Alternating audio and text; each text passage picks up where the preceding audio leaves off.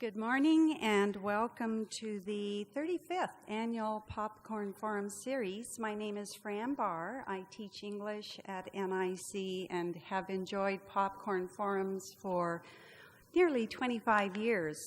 It's a wonderful way to spend an March afternoon, morning and afternoon. Today the topic is free speech and press versus censorship. And the format is we'll have two speakers who will speak, about 15 to 20 minutes each. They will represent the two differing sides on this issue. We'll have James Fashea, and I'd like to introduce him now. James. James advocates a broad interpretation of the First Amendment protections of free speech and press. James, or Jim as we know him, is a member of the Gonzaga School of Law faculty, where he served as dean from 1986 to 1991. He has also served as the Assistant Attorney General for the state of Washington from 1972 to 1975, and he is a past board member for Idaho Public Radio. So that's Jim. We also have with us Gary Mahara. Gary advocates a somewhat narrow interpretation of the First Amendment's free speech and press protections, thus agreeing with the U.S. Supreme Court's decision to restrict certain forms of speech and press. A little bit about Gary. He is an attorney for Safeco Insurance. He does litigation, corporate, and contract work for that company. He is also the Assistant Director of Human Relations at Safeco since 2004. That's quite, I'm sure, a project. And he serves as the first Vice President of King County Bar Association. His comments today will be representative of his views and not those of Safeco Insurance. That's a little caveat that we needed to make. So with that, I think we'll begin this debate and discussion with Jim talking about a broad interpretation of the First Amendment protections of free speech and press. Jim.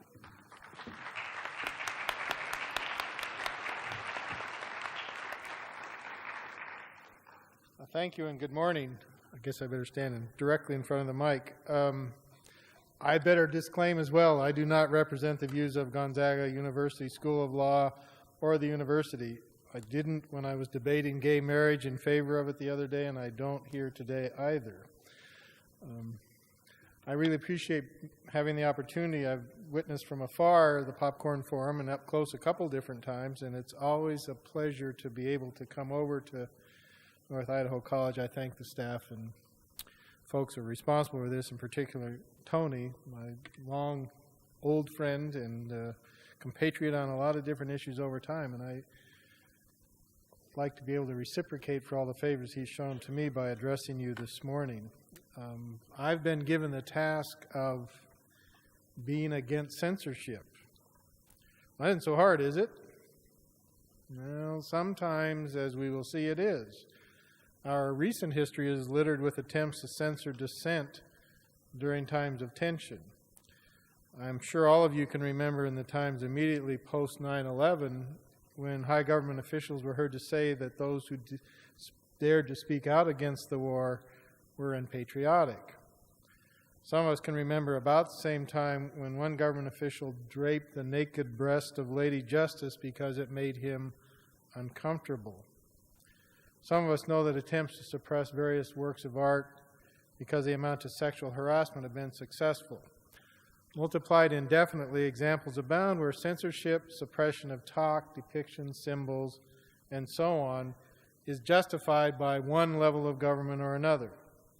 Sooner or later, I suspect that I could find one that you would censor. So what I want to do is spend some time with you this morning defending what sometimes seems to be indefensible. The need for very wide open communications on all kinds of subjects, even though those communications offend citizens, politicians, judges, or, dare I say it, university administrators. What may seem to be either, depending on your point of view about the hereafter, divine providence or amazing coincidence, the United States Supreme Court is just today hearing a case called Torrey against Cochran. It is probably as good example as you can get of the issues that we're going to address today. Let me briefly tell you the story of Mr. Torrey. He was represented in 1983 by a man named Johnny Cochran. Now, this is before Johnny Cochran got famous with representing Mr. Simpson. He was unhappy with the representation. Mr. Torrey was accused of a crime because he had involved in a shootout with the police. He was accused of that. Mr. Cochran was representing him in a civil case against the police, and he wasn't happy with what Cochran did. But he didn't do anything about that for a long time, and then a few years later he demanded that Mr. Cochran pay him a certain amount of money to keep him from saying too much in public about his unhappiness with Mr. Cochran. Mr. Cochran refused. And so the man and some other folks got together and began to picket outside of Mr. Cochran's office, referring to him as a crook, a liar, a thief, using various popular expressions that I won't repeat here today. Mr. Cochran was not happy with that. So he sued the man for defamation, and he prevailed.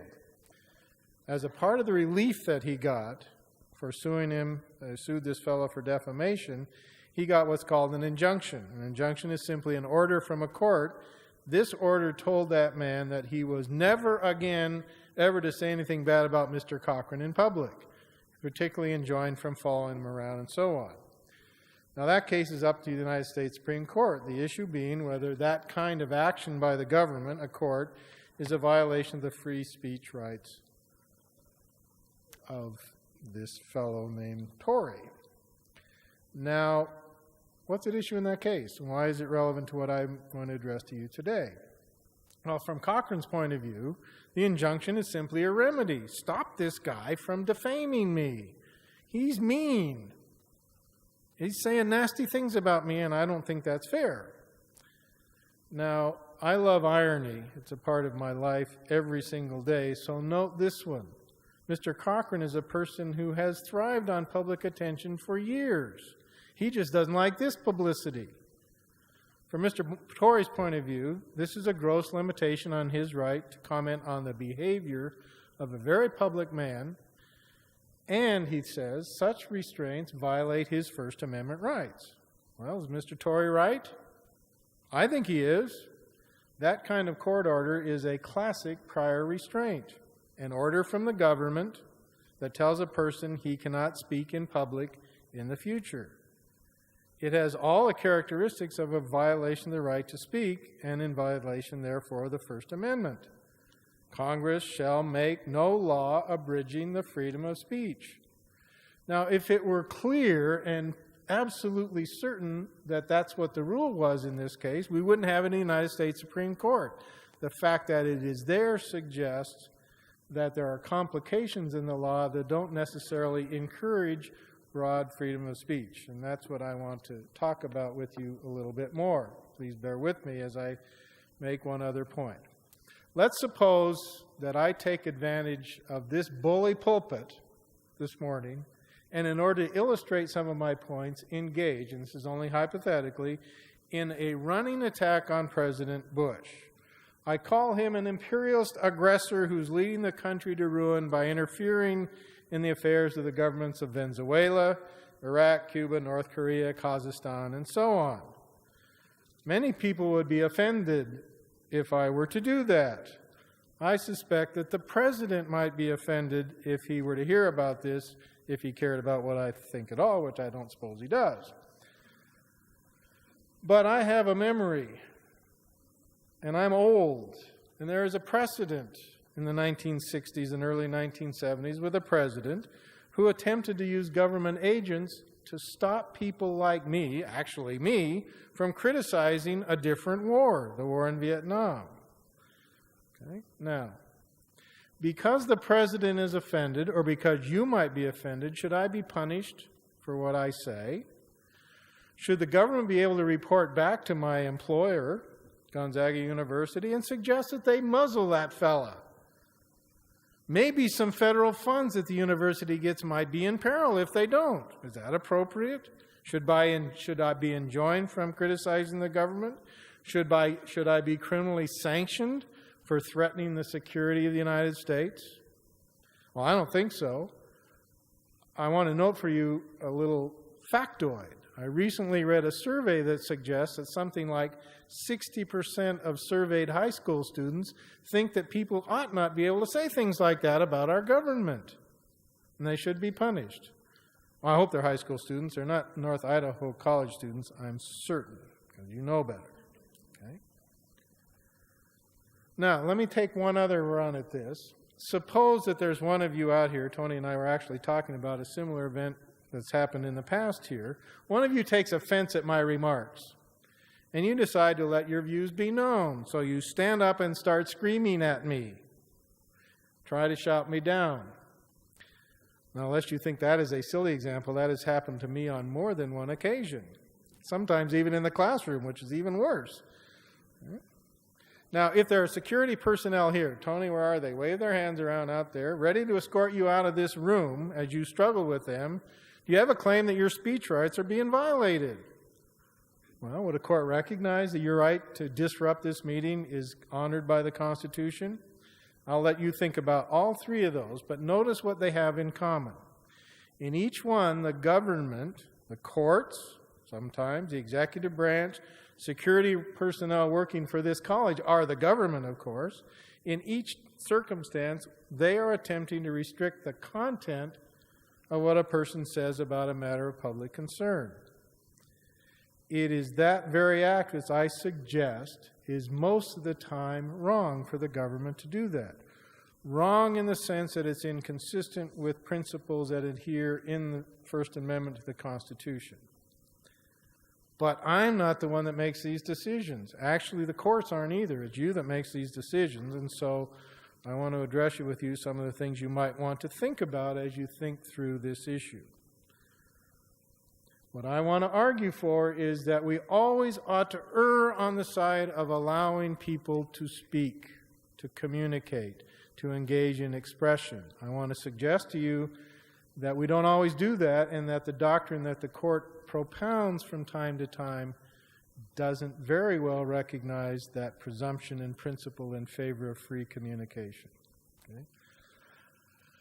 I don't have any doubt that every single person in this room values free expression very highly. Almost everyone will say that very broad protection of speech is necessary for the functioning of a democracy.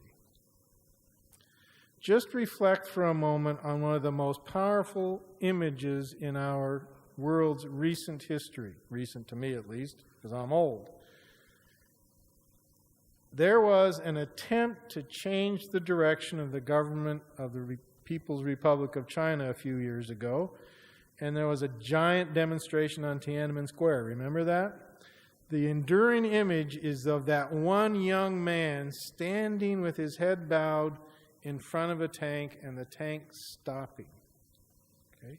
That image endures for us because we see that man as telling the government, this far and no farther.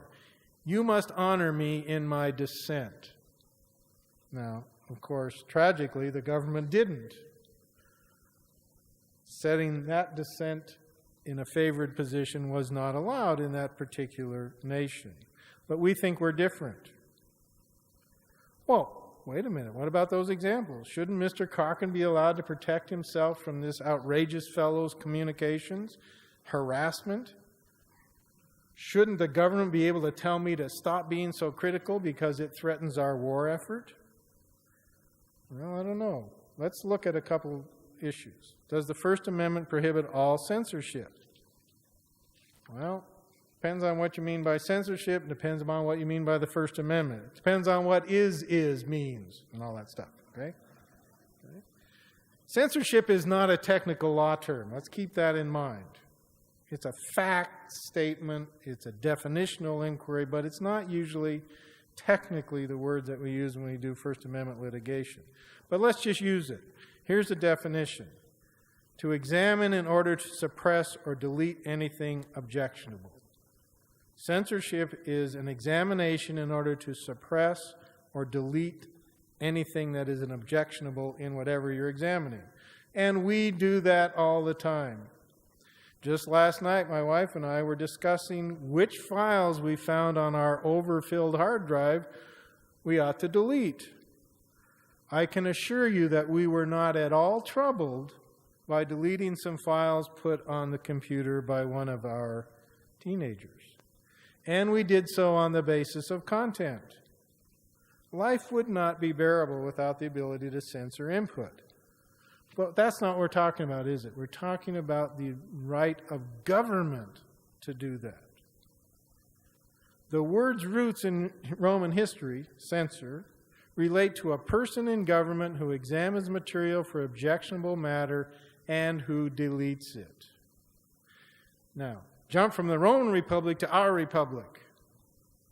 In our early history, there was great distrust of the practice of censorship in England. In the common law system then prevailing in England, it was not possible to publish anything without first getting a license from the government. That's the classic prior restraint licensing system. Furthermore, it was also very common for the government to punish people who were in the slightest critical of the government. That's the idea of seditious libel, The Constitution of the United States, the very first amendment to it, and the history why it turned out an amendment is one that you can talk about with your government teacher. Interesting history, but a little off the point. We adopted the First Amendment, and it was clearly intended to deal with those two basic concerns. The practice of licensing publications or communications by the government, and the limitation on the right of government to punish people for criticizing our government. So what? What does that old stuff have to do with us today? Here we are in the midst of a war on terror. We have all different kinds of communication media. We've got the internet, all sorts of concerns like the impact of pornography on women and on children, the impact of hateful speech on persons who are not members of the majority groups, the need for schools to control what comes into libraries, and so on. Life is very complicated, much more complicated than it was in 1791 when the First Amendment was adopted. Aren't those rules just too simple? I'd suggest that they're not. I think we need to continue to be vigilant. There is a tendency for all of us some of the time to want to be protected from what is unpleasant, to shield ourselves and our children from harmful communication. We have to honor that in ourselves, but we have to be vigilant lest we allow the government to do our work for us. It tends to want to protect itself, the persons who are in the government, rather than the principles of government. Usually a political agenda is at work when the government wants to protect us, scary sometimes, not necessarily merely the good of the country. I think that we very often act impulsively as human beings out of fear.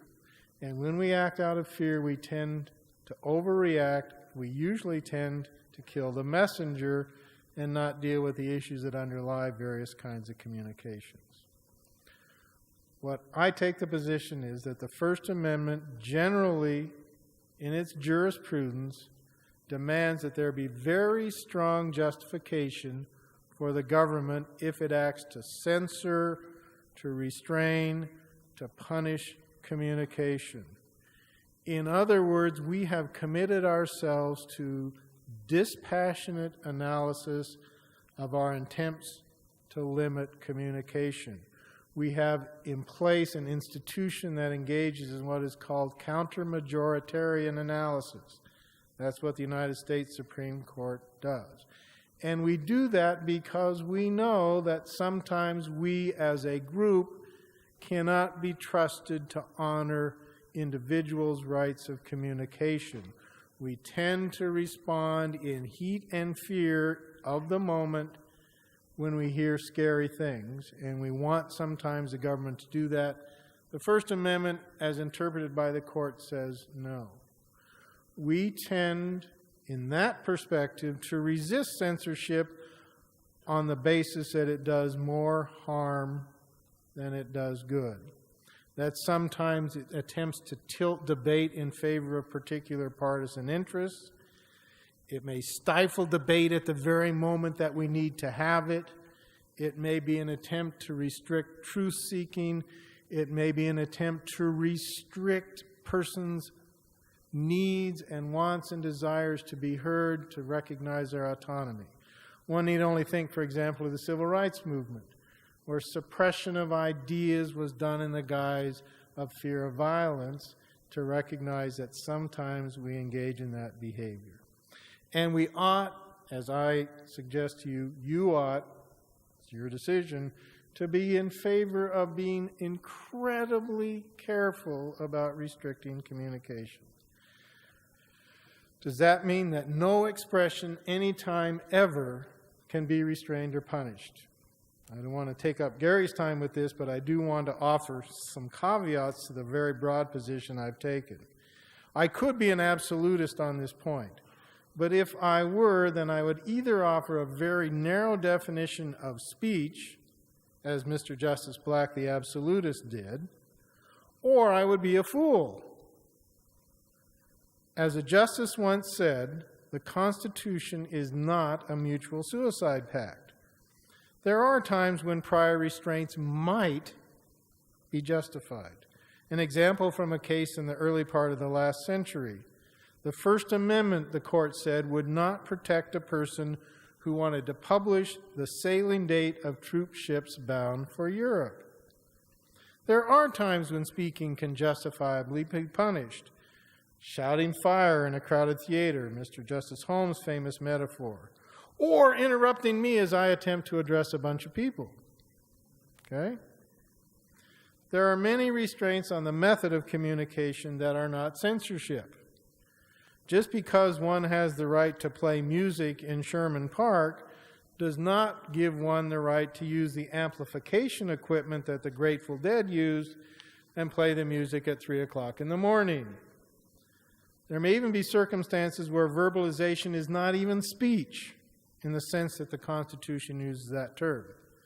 The communication from the bank robber to the teller can be used as evidence of a commission of crime without violating any First Amendment rights.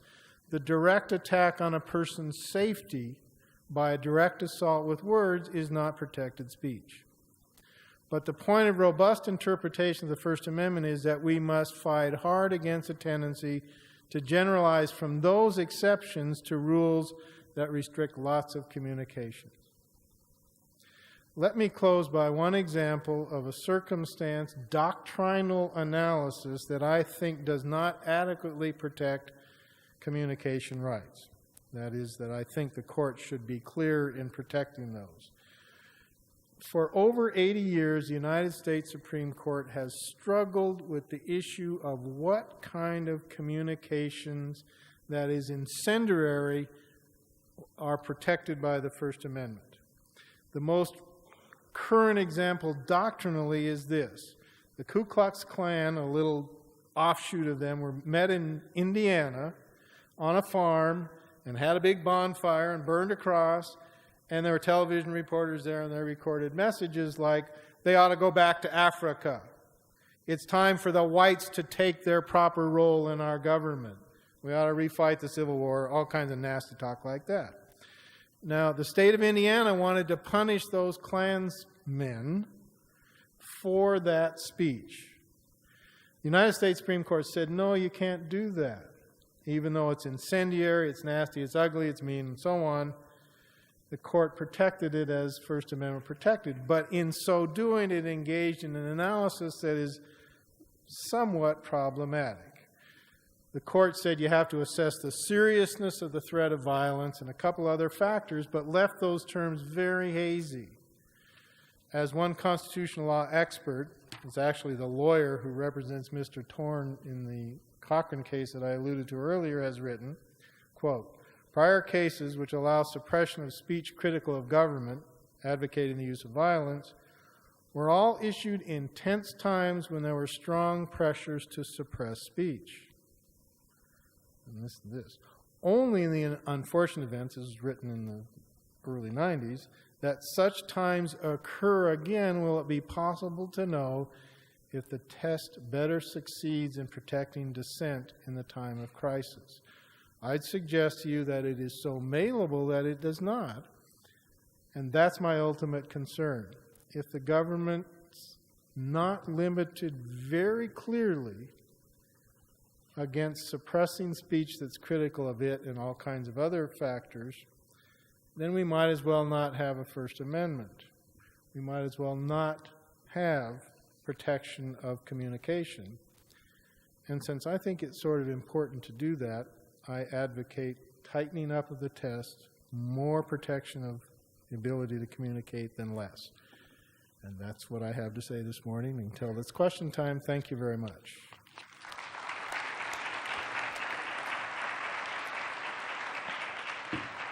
Thank you, Jim. And now for a somewhat more narrow interpretation of First Amendment free speech, we have Gary Mahara.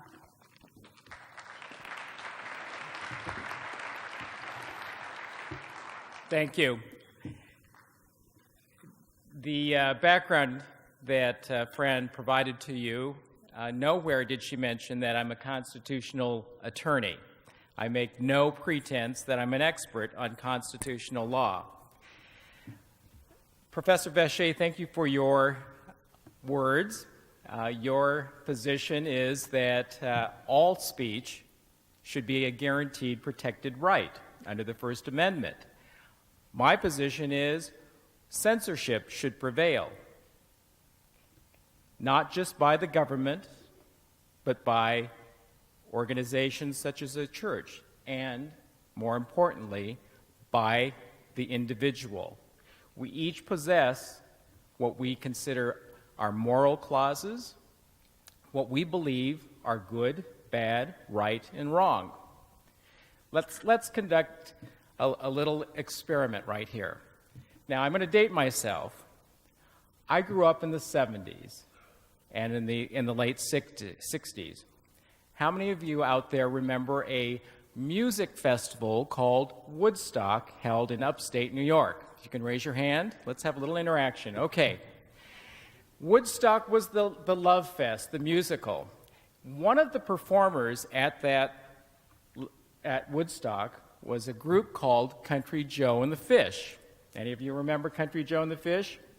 Well, on that album, I remember in my dorm room at the University of Oregon playing that song over and over and over because it was so radical. Country Joe started his song about protesting the Vietnam War, and he asked for the audience participation from the hundreds of thousands of people who were at Woodstock. So let's take a practice. I need your involvement. Stay with me as long as you feel compelled and comfortable. So let's take a practice. I'm going to give out a number, and if you'll follow me, I'm going to say 1 and you say 1. So 1, 2, 3. All right. Now this is how Country Joe McDonald started his song. He started out with, give me an F. Give me a U. Give me a C. Give me a K. Now, you notice the volume went down after the second letter of U. And why is that? Because you self-censored yourself. You felt uncomfortable, just like I was a little uncomfortable about expressing or doing this exercise. That four-letter word that rhymes with luck is inappropriate. We self-censor every day of our lives. So, with that exercise, I'm glad to see you're in agreement with me that censorship should prevail. The First Amendment was written because the private citizens, during the formation of our independent nation, demanded a guarantee of basic freedoms. The First Amendment is a blueprint for personal freedoms. It defines what an open society should be. There are 45 words in the First Amendment.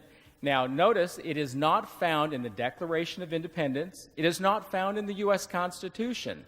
In fact, it was in 1991, 15 years after the Declaration of Independence, 4 years after the U.S. Constitution, that the framers decided, oops, I think we need to add the 10 amendments. And this was because the citizens demanded that the guarantees of certain freedoms be written down. So what exactly does the First Amendment provide? It says, Congress shall make no law respecting an establishment of religion or prohibiting the free exercise thereof, or abridging the freedom of speech or of the press, or the right of the people to peaceably assemble and to petition the government for a redress of grievances. So the First Amendment provides freedom of speech, press, religion, assembly, and petition. It does not say, and it does not guarantee that all speech is protected. The important words of the First Amendment read, Congress shall make no law abridging the freedom of speech or press. Not all speech, not all press. So what is censorship? Professor Vacher touched upon it a little bit. It's the suppression of ideas, information, and expression that individuals, such as yourselves, groups, such as churches, and government officials find objectionable or dangerous. Censors are the power of the state or the government or the groups and individuals to impose their view of what is truthful and appropriate, that which is objectionable or offensive. The idea and effect of censorship is to prevent others from reading or viewing objectionable material. Now, I always fashion myself as a liberal, but I'll tell you something. When I had kids, that changed the world as I knew it. Children, my children, need to be protected. They don't need to have the visual stimuli, total access to the internet. They shouldn't be subjected to the four-letter words and the lyrics and music that we hear on the radio. What the First Amendment does provide is it gives us an opportunity to judge the difference between the good ideas and bad ones. The First Amendment creates a climate to debate, to disagree, to learn and grow. While the creators of the First Amendment could never have envisioned the words and lyrics of some of the artists such as Eminem, Ice-T, or Marilyn Manson, the framers clearly envisioned what freedom really means. So what are the limits? No one has the right to give away military secrets, scream in the library, shout obscenities in a bullhorn in the middle of the night. Individuals cannot lie under oath or print untruths that damage someone's reputation. Individuals cannot protest in a manner that violates another individual's freedom or risk of life. As a summary of what the Supreme Court of this country has done in the last 50 years, they have, in fact, set our nation on a remarkable experiment, often construing the First Amendment in a manner that strenuously defies the natural and logical impulse to censor. In scores of its decisions, the Supreme Court has interpreted the First Amendment in a manner that to most of the world seems positively radical. Those decisions are numerous and cover a vast and various terrain, but here are some of the highlights. You, as an American, have the right to do the following. You can desecrate the national flag as a symbol of protest if it's on your property. You can burn a cross as an expression of racial bigotry and hatred if it's on your property. You can espouse the violent overthrow of the government as long as it is a mere abstract advocacy and not an immediate incitement to violence. And that's the Brandenburg test enumerated in 1969 by the Supreme Court that said if it's imminent lawless action that's being advocated, that is not protected speech. Individuals can traffic in sexually explicit erotica as long as it does not meet a rigorous definition of hardcore obscenity. Child pornography remains illegal. The Supreme Court in 1973 set forth a three-pronged test in the Miller case, and that relies on the community standards of what is prurient and what is acceptable. Again, self-censor. So, folks in Coeur d'Alene, whatever the community standard here may differ from the community standard for what is pornography or obscenity in San Francisco. So it's based on the morals, the opinions, the beliefs of a particular community. What else are Americans free to do? They can defame public officials and public figures with falsehoods, provided they are not punished or published with knowledge of their falsity or reckless disregard. That's the Sullivan versus New York Times case of 1964. In that case, the Montgomery police commissioner was criticized, although not by name. He was awarded a $500,000 civil award, but on appeal, the court said, when it comes to a public figure, unless it is in reckless disregard or the falsity is known, there is protection under the First Amendment. Individuals can also disseminate information invading personal privacy if the revelation is deemed newsworthy. The tabloids, the Tatler, the Enquirer, that's how they get around the First Amendment free speech, because it's deemed newsworthy. Other hot topics in the world of censorship, we have terrorism. In the case Rice versus Paladin Enterprises, the Fourth Circuit rulings was unanimous, and they relied on the Brandenburg test of imminent lawless action. In Paladin, what he did is he published a guide for hitmen, and it was entitled Hitman, a Technical Manual for Independent Contractors. Well, what happened is one of his readers used the guide and committed 3 brutal murders. And the Paladin tried to take coverage under the First Amendment, saying, freedom of press, I have the right to publish this guide even though it may be offensive. The Fourth Circuit said, no, that's going too far. Internet websites, especially post 9/11, internet websites has opened up an entirely new world for censorship. It's almost impossible, even with filters, to censor and that which gets put on the internet. Right now, child pornography is probably the only thing that, and also websites that advocate terrorism. One site showed a burning American and Israeli flag over a city with of an American city skyline in flames. Another site offered advice to load weapons with latex gloves to escape apprehension. Another site had Osama bin Laden, a tape of him, urging visitors to send money to a bank account in Pakistan. Another shows how to build a bomb. And our children, once again, and adults all have access to these websites on the internet.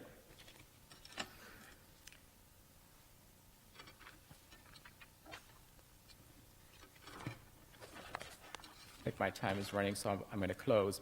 So let's look at what the world would look like if Professor Vacher, who wants pretty much unrestricted censorship and protection under the First Amendment, what that would look like. Television, radio, newspapers. We would be constantly barraged 24/7 with material that may be offensive, but there it is, whether we choose to look at it, whether we choose to turn the TV, radio, or buy a newspaper, it's there to be seen. As you're going to the grocery store, you walk by the checkout stand, you see the tabloids. There it is. There are no restrictions. We would be constantly barraged by offensive. Movies would no longer need to have ratings because there are no restrictions. In the workplace, individuals may have free access during their lunch breaks, their before and after, to internet pornographic sites. You're sitting next door, your neighbor is on the website looking and viewing. You have no choice. It's there to be seen. What do? You have to leave. You have to move. And so your freedoms are now being impinged upon, if you believe.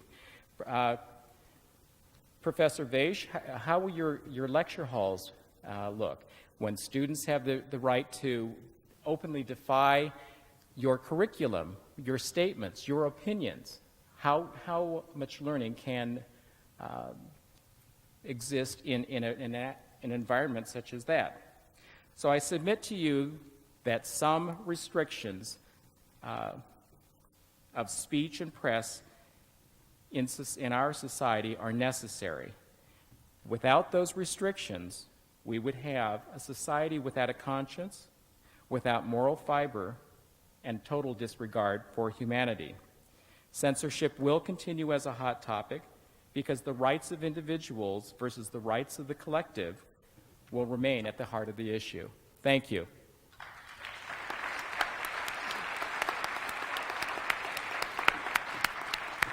Thank you, Gary.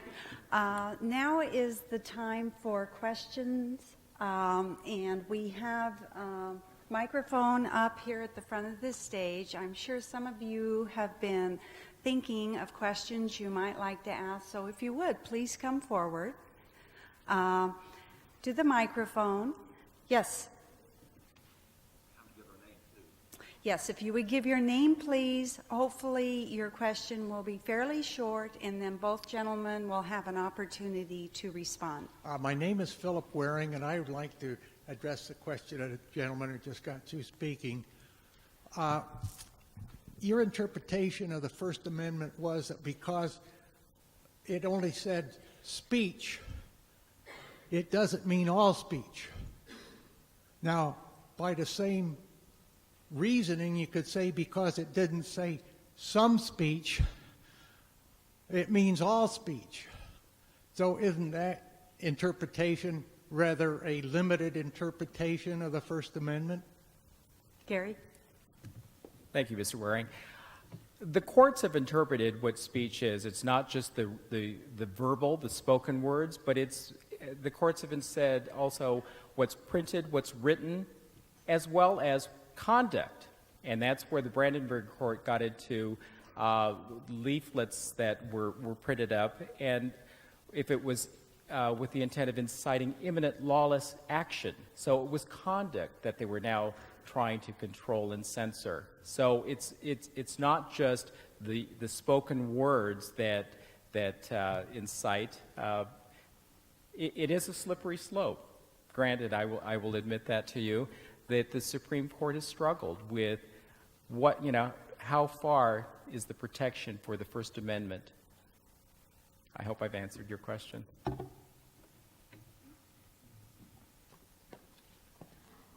Jim has no comment on that. Do we have another question?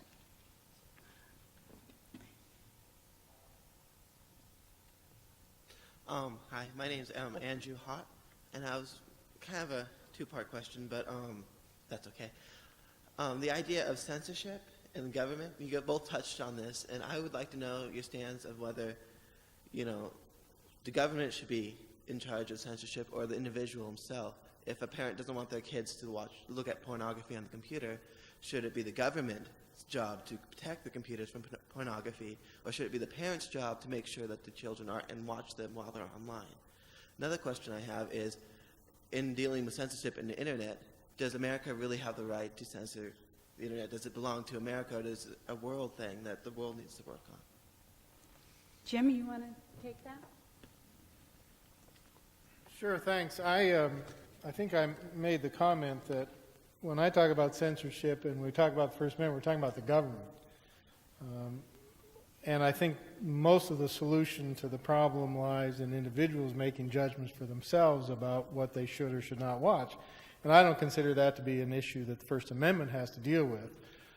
We have filters on our computer at home for the very reason that Gary suggested it might be appropriate to limit. My issue is not that, it's the government doing it. And it seems to me that that's the problem, because the government tends to have competing interests when it attempts to regulate the content of what people communicate. So I don't disfavor individuals making judgments about what to see, what to watch, what to listen to, and so on. The other point that I would make, and as much as I find distasteful the notion of pornography and its use and whatever it is that one does with pornography, I will suggest to you that there's a marketplace factor that we haven't talked about this morning. If it weren't for desire and demand, there wouldn't be the most sold product on the internet being porn. And so one of the ways to think about this issue is to say the marketplace has something to say about what we do and do not accept, and if there weren't an appetite for it, it wouldn't be there. Thanks. Gary, do you have any? Okay. Other questions?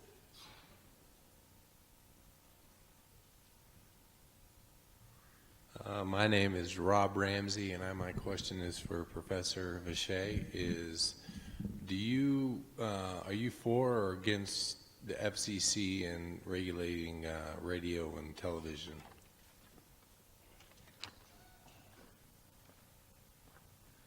That's a great question. It comes from somebody with a cougar hat on, since that's where I went to school.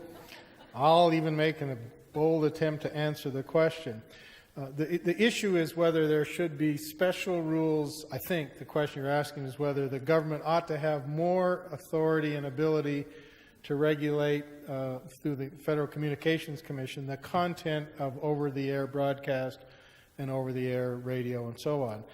I think that the answer to that question ought be no. And the primary reason it ought to be no today is that it used to be that there was limited frequency communication, and therefore is more in the ability of the government to license that kind of communication mechanism, not the content. Given what has happened in the last 25 or 30 years with cable TV and now satellite radio, it seems to me that if we suggest that the government ought to continue to regulate content in those narrow venues, there's a difference in treatment depending on whether it's over the air or satellite and so on and so forth, direct communication. And I don't think the government should censor that. I think there certainly might be room for the government to require broadcasters to indicate what they're broadcasting, in which people can make their own decisions.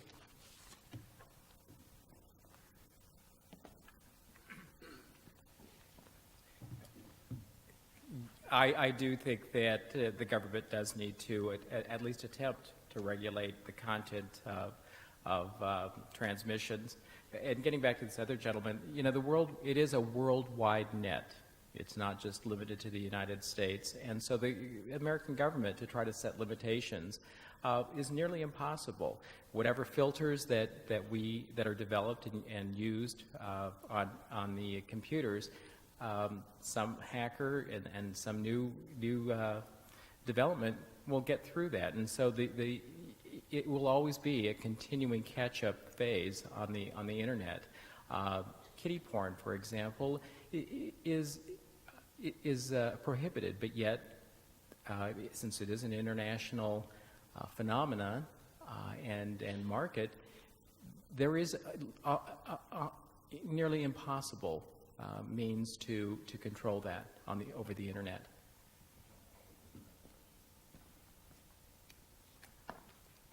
I think we have time for one more question. John Paul?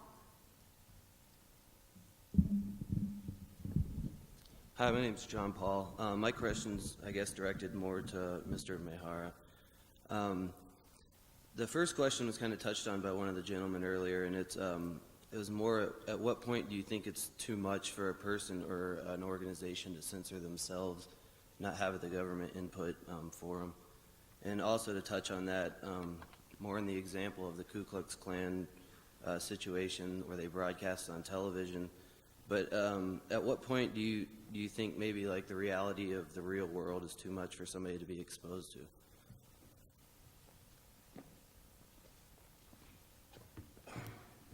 Too much reality.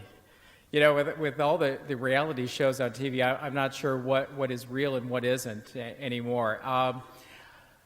First Amendment and speech, you know, it's an ever-moving target, and that's the best explanation. The courts try to keep up with it, but with things happening so much, you know, it does come down to communities and individuals who self-censor, who say no to certain notions and ideas. If the Ku Klux Klan have the ability to get on cable television and are not advocating imminent lawless behavior, which is prohibited speech, you know, I guess the self-censor of the individual is going to have to prevail and say, I'm not going to watch this, I'm going to turn it off. It's offensive. I want to say before they leave that we're about to have another incredibly lively panel of journalists and a university professor and someone from law enforcement and someone from North Idaho College. It's going to be a real lively panel on what should the media print. And Coeur d'Alene Press, Spokesman Review will be involved and others. And this was added to the program, which is not listed here. But before they set the tables for that, and we'll have about a 5-minute break, let's say thank you. That was outstanding presentations.